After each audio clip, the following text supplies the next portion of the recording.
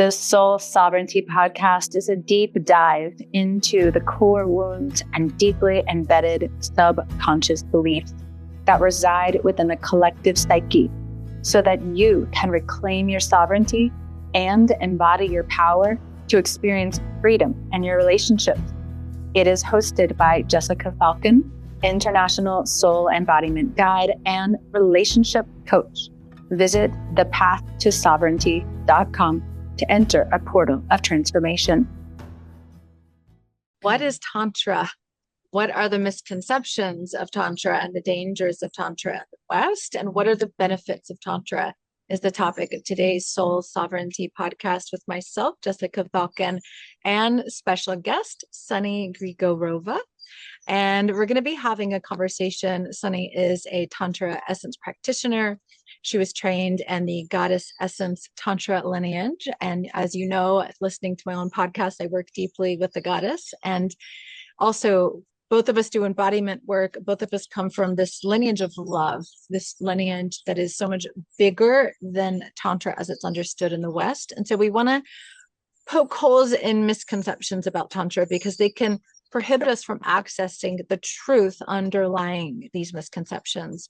Often people associate Tantra with sex, and Tantra is so much more comprehensive than just sex-based practices. And personally, I was trained in Egyptian Tantra, which is, I imagine, quite different than what you've been trained in, Sunny. And I'll have you talk more about your own training and your own definition of Tantra.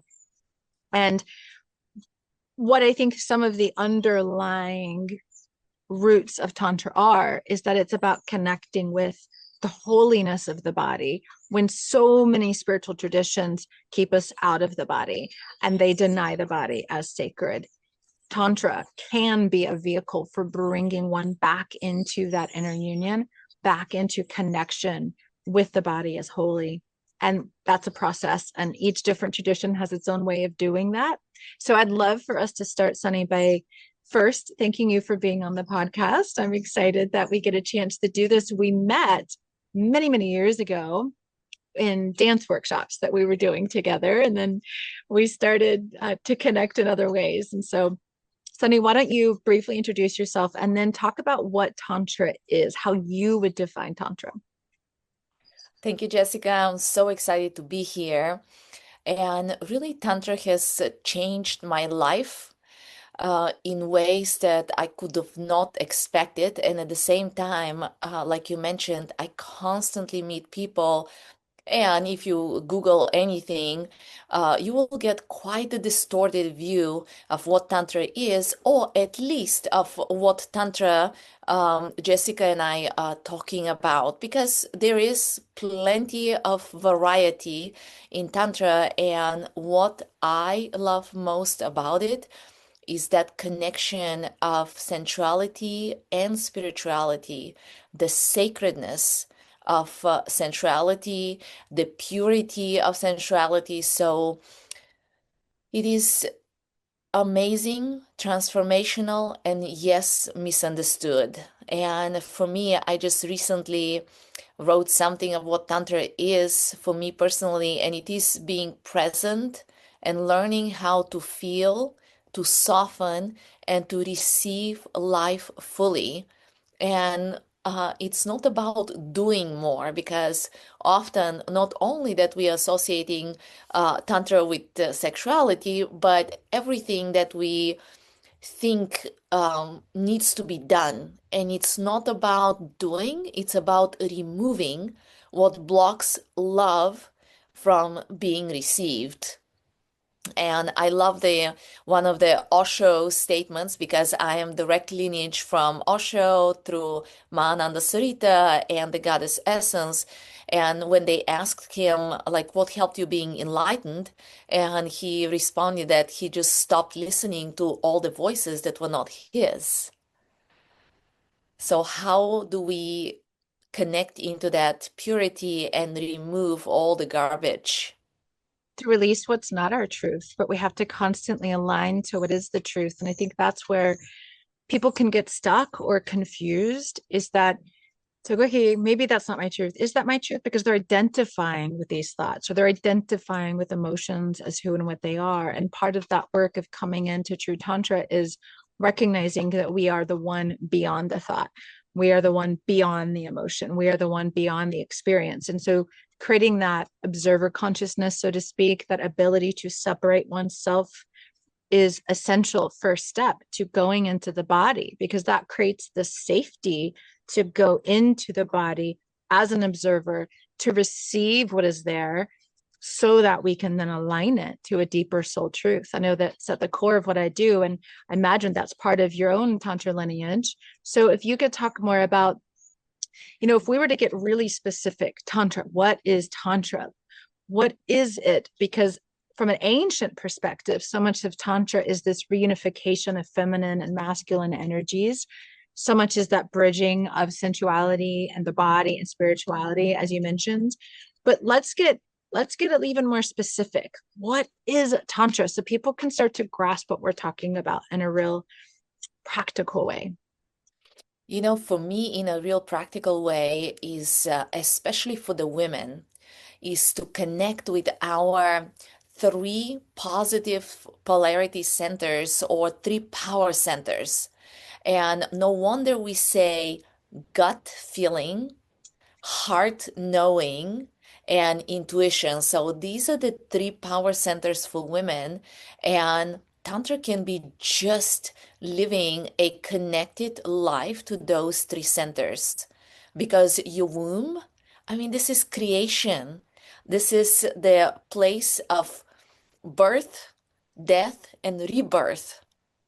The heart knowing. I love this sentences in English, these expressions, because they are so true. Or the heart of the matter is that we need to be connected with the heart. And as we know, the heart expands 1,000 times more than the brain. So being connected with your heart, and then of course our intuition. As women, we are just so naturally intuitive. And in the second part of my Goddess Essence training, we focused on the intuition and then the integrating the three centers. And I was amazed at the intuitive powers I had. I thought that it is only for like women who are special, who do tarot and this and that. And I was just amazed at how incredibly intuitive I was as I connected through my body. So, Tantra is really being embodied and living, listening to your intuitive centers, to your power. I love that definition because it makes it feel so real and so grounded, so embodied. And one of the biggest misconceptions of Tantra that I've seen is that Tantra is a practice with another person. And really, Tantra is an individual practice. And maybe it can involve interaction with other people, but it's really about one coming into union with themselves. And we forget that in the West. And the focus is on the other or the external practices, the external appearances of Tantra, when in ancient times, even though Tantra at its roots does have very patriarchal origins, that's a very different conversation. There were aspects of what we now call Tantra in ancient Egypt and ancient Sumer that were not patriarchal. So this is ancient wisdom, even though it's been tainted over many, many thousands of years. At its roots, it's quite pure, of this reunification of the consciousness of our divinity with our humanity. And when the focus is on the external, which is a more shallow way of looking at Tantra, so to speak, then we're not doing the deep inner work that the ancients understood was necessary in order to even show up in relationship to another person. Because if you're not doing that inner work, that inner union to, as you said, look at the beliefs, to trust one's own intuition, to connect with one's own womb and heart. I want to come back to a womb discussion because there's a lot to talk about with that. Then there are a lot of projections. There can be a lot of wounding thrown at other people. There's a lack of inner safety. There are so many ways that we can get stuck in trauma cycles when we're not focusing on that inner relationship first and foremost. That is so true because I experienced this a few weeks ago when I was at a Tantra transformation retreat, and I was part of the team, so I was able to observe a lot and take care of people there. And what was the biggest difference? Like I had the one of the best weeks in my life, and there were many other women, especially since I was observing mostly the women, who had all the trauma and all the triggers come up. And I absolutely can address this as me have done a lot of individual work on myself. The Goddess Essence training is all about us women rewriting and reprogramming everything that is to become a woman. And once you do that, and then you connect with the opposite sex, it's like a day and night experience. And when you haven't done the work, and a lot of people are thinking, especially the women I hear that I work with, oh, just find me a man, find me a man, find me the best partner. I'm like, have you found yourself? Exactly. Let's find yourself first, and then the partner will show up. The good partner will show up. Or when they show up, you're not then ruining the connection because of your projections, because of the fear, the lack of internal safety, because of your hidden rage toward the masculine, right? All of these things that have to be healed within in order to have a conscious, authentic, loving sexual relationship. It cannot be dependent on another person. That's very codependent. Absolutely. Yeah, yeah. We need to be like a fountain of love. And a lot of women are coming with such lack that number one, it is felt immediately from the other side. And number two, sometimes when both people are not integrated, they will, connect in their trigger wounds.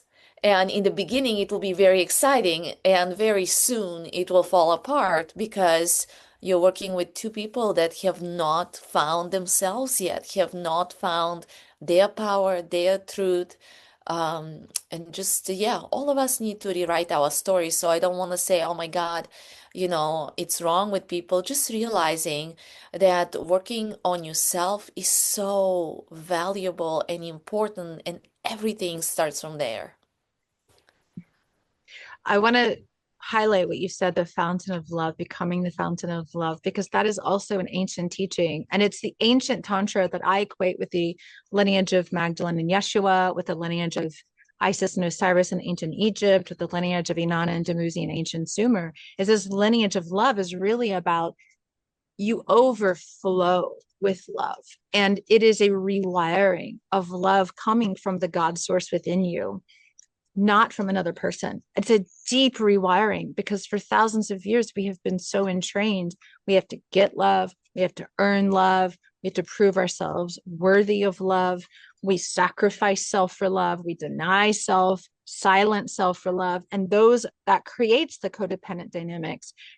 And when the work of like what some people would call Tantra, I call it soul embodiment or sovereignty, but you call it Tantra, right? It's all really the same, of that self-knowledge, that inner alignment, releasing what is not the truth in order to come into this inner union. And this inner union is what then allows us to be the fountain of love, because love is our birthright. Love is our natural state. And that flowering, so to speak, can also only come when we're connected to the body and the wisdom of the body. So let's talk a little bit more about the body aspect of Tantra.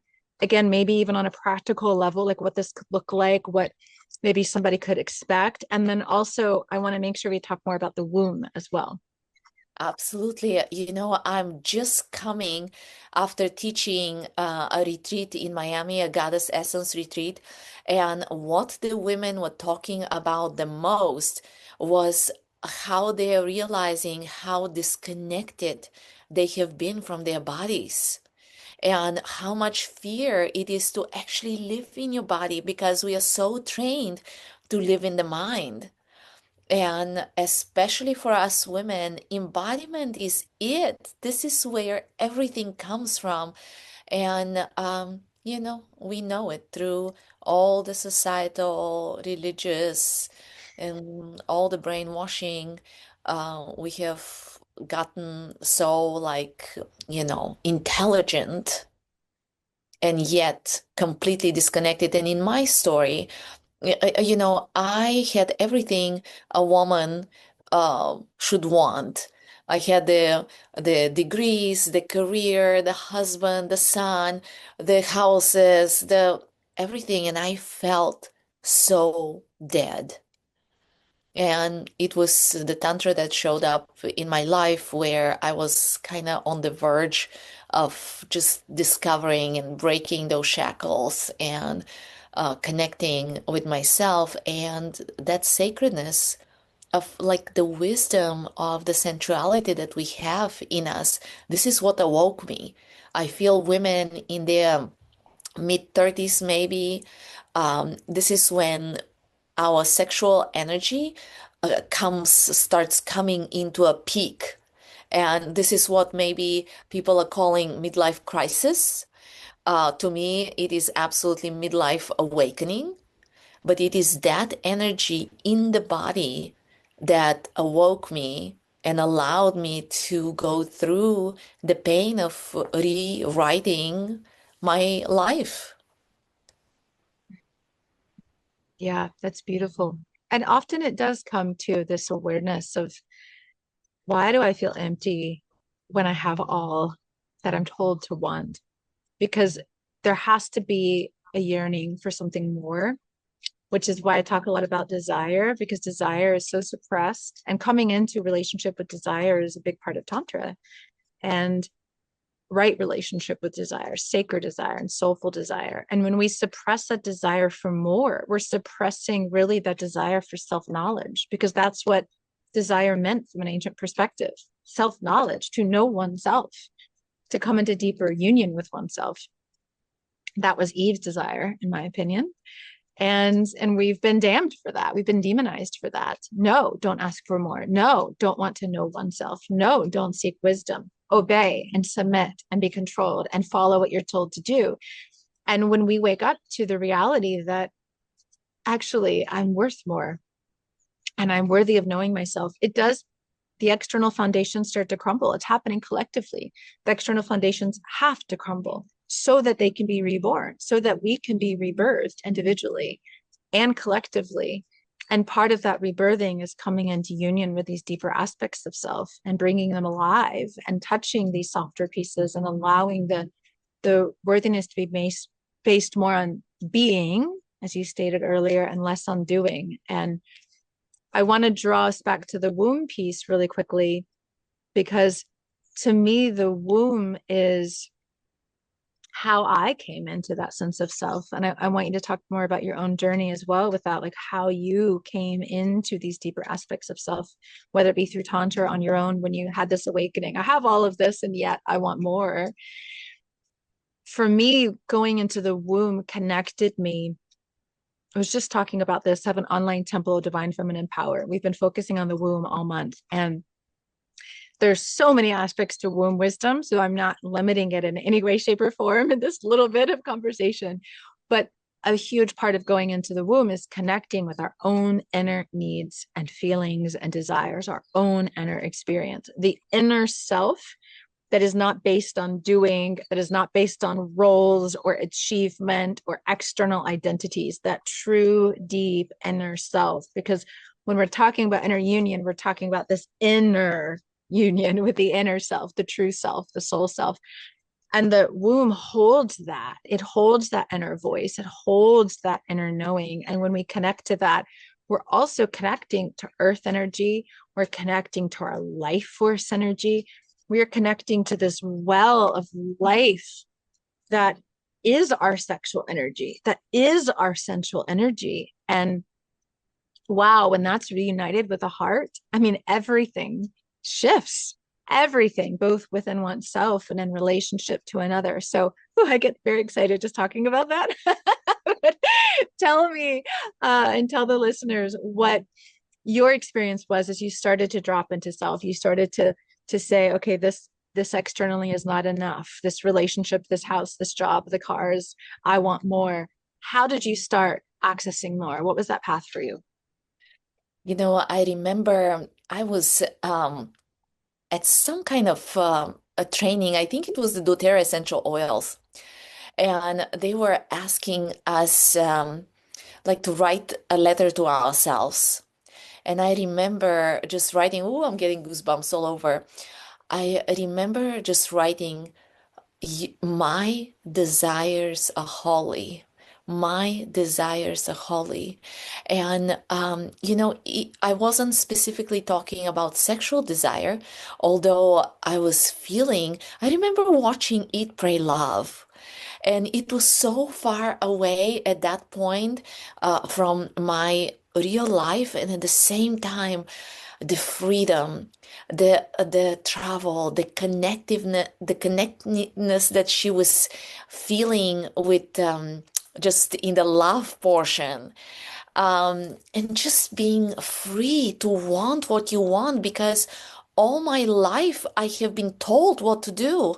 And I even remember moments I'm like, well, I guess this is not what I want, but I guess I'm just made to just be like that. And there is one really important exercise that we did in Tantra Essence that was called the camel, the lion, and the innocent child.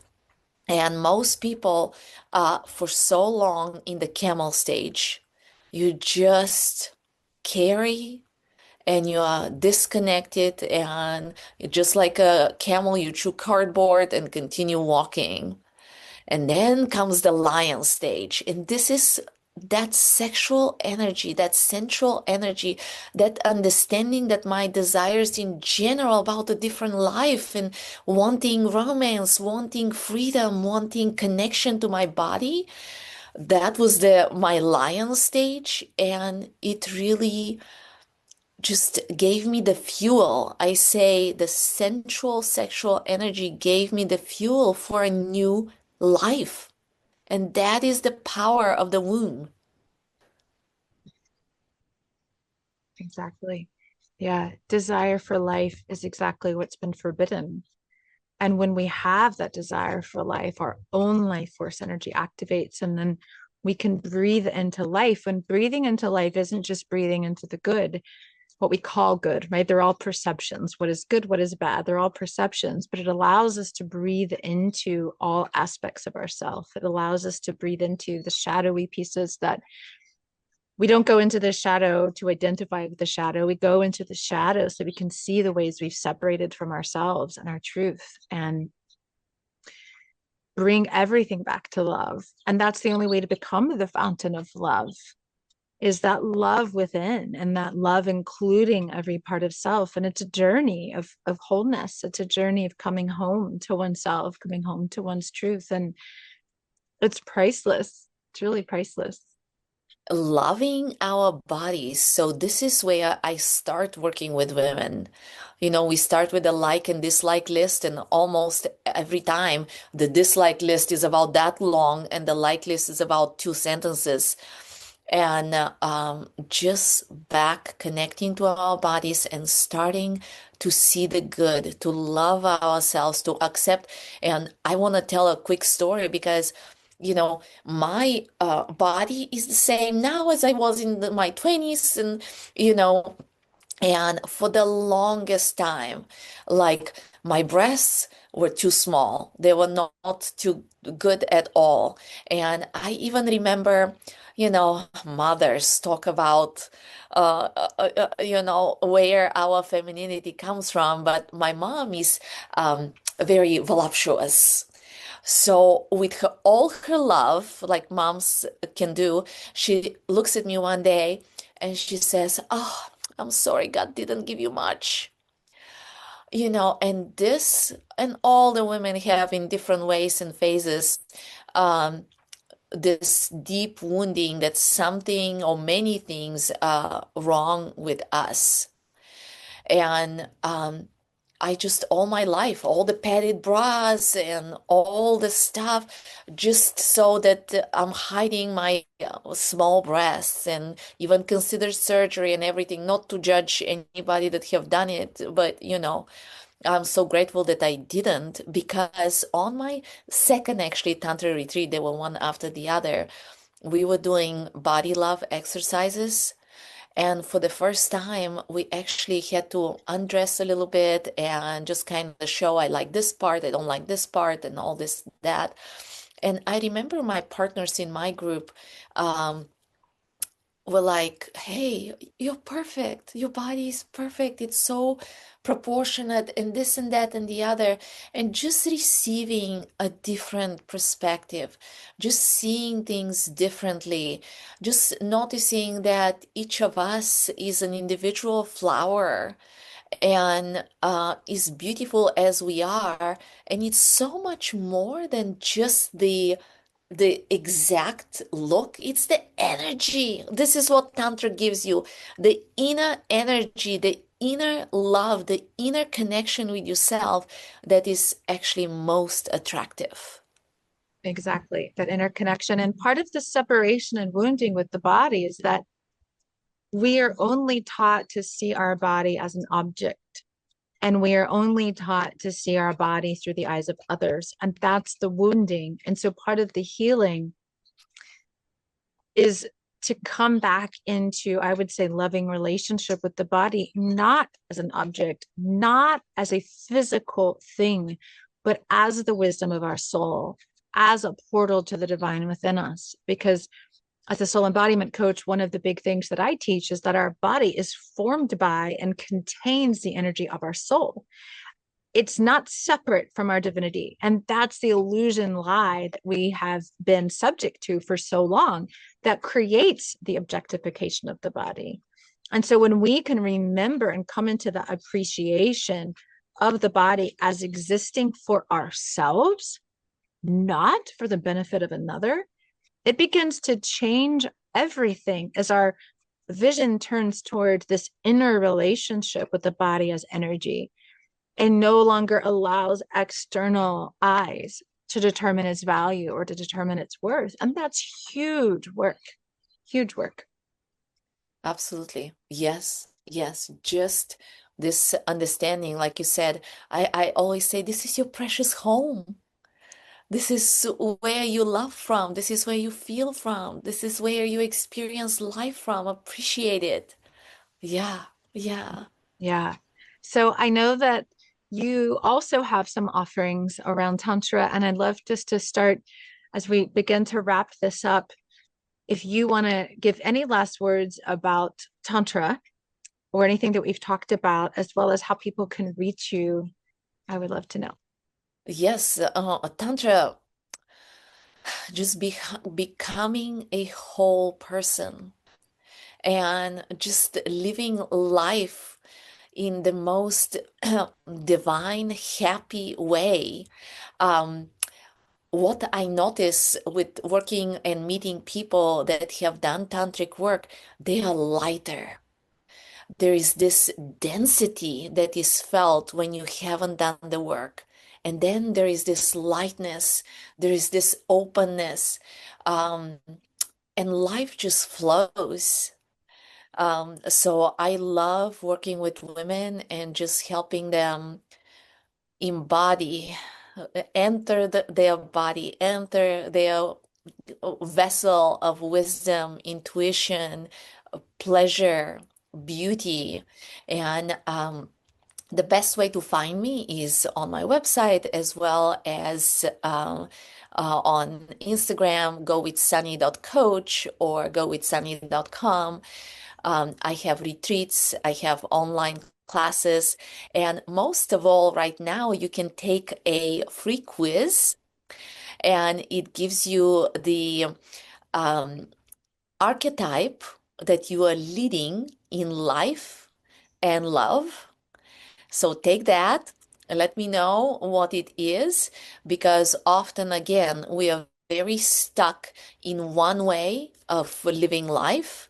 And for the woman, being able to flow through our emotions, to flow through our roles is super important. It becomes that fullness that we are, and we become attractive, and life, like I said, flows. So take it and see what you find. Reach out. I'm so grateful to be with you, Jessica, here. Yes, me too. And maybe we can have some more conversations about some of these topics that we began to touch on. I like to keep our guest interviews to a little bit shorter so that you can really digest all of this. And we'd love to hear your feedback and your comments. I'll put the links for your website and social links in the quiz below in the show notes. And I'll put links to how you can reach me as well at thepathtosovereignty.com. So for those of you ready to go deeper into the body, Sunny and I are really great resources that are rooted in deep levels of empowerment and wisdom and love that create a very safe environment for you to dive deeper into yourself. So maybe we can dive into this future. For now, leave us your comments, like, subscribe, share this with anyone who can benefit, and we'll see you on the next episode of the Soul Sovereignty Podcast.